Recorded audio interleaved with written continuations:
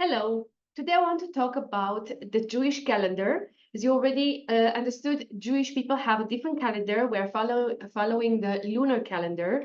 It's different than the secular, the Gregorian calendar. And the Jewish year starts with Rosh Hashanah, the head of the year, the day when Adam and Eve were created. And the standard Jewish calendar has 12 months, six 29-day months, and six 30-day months for a total of 354 days. This is because our month follow the lunar orbit, which is approximately 29.5 days.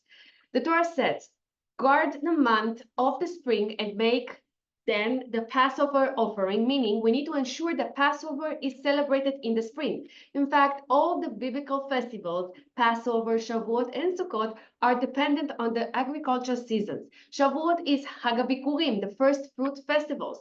The Sukkot is Hag HaAsif, the festival of ingathering. We need to make sure that all the festivals are celebrated in their proper seasons. Now, the Jewish lunar calendar must coordinate with the cycle of the sun and the seasons which are determined by the solar orbit. The problem is that a lunar year, 12 lunar months added together, only adds up to about 354.54 days. A solar year, it's almost 365.25 days. It's nearly 11 days longer. If no adjustment is made, Passover would occur 11 days earlier each year, eventually drifting into winter, then fall, summer, and then spring again.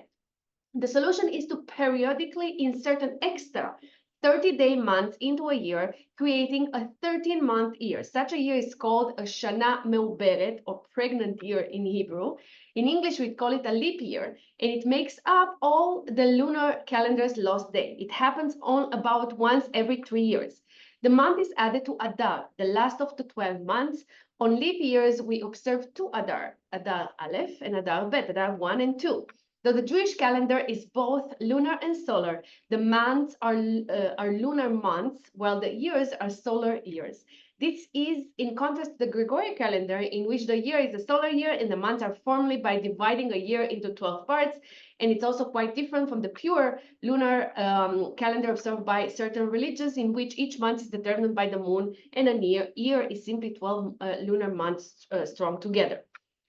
While the Sanhedrin, the rabbinical Supreme Court, presided in Jerusalem, there was no set calendar. They would evaluate every year to determine where it should be declared a leap year. When Hillel instituted a perpetual calendar in anticipation of the disbandment of the Sanhedrin, he also incorporated leap years into the calendar. Hillel calendar runs in 19-year cycles. Each cycle contains 7 leap years: the 3rd, the 6th, the 8th, 11th, 14th, 17th, and 19th years. The length of the standard leap year is 384 days, so it could also be 383 or 385. There are exactly 14 different patterns that the Hebrew calendar years may take, distinguished by the length of the year and the day of the week on which Rosh Hashanah falls. Because the rules are complex, a pattern can repeat himself several times in the course of a few years and not recur again for a long time. But the Jewish calendar is known to be extremely accurate. It does not lose or gain time as some other calendars do. Sanhedrin considered several factors in the course of their deliberation whether to declare a leap year on a given year. The primary factor which overrode all others was the spring equinox. If the spring equinox will fall later than the first half of Nisan, on the 16th or later, then the year was automatically declared a leap year. This is because, as mentioned earlier, the verse states, guard the month of spring and make then the Passover offering. However, it wasn't enough for Passover to fall after the equinox when it was officially spring. Spring-like conditions need to be evidenced. If in the land of Israel the barley had not yet ripened and the trees were not yet blossoming with seasonal fruit, that too was sufficient reason to delay Nisan by adding a second month of Adar. Spring has to be felt, it has to be bright and green.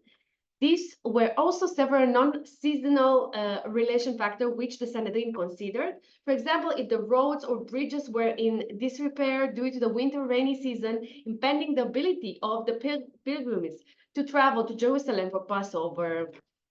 So this is the short explanation of the Jewish calendar, and I hope it's a bit more clear now. And I hope that in our next class we can speak a little bit about the months more in detail. Have a great day.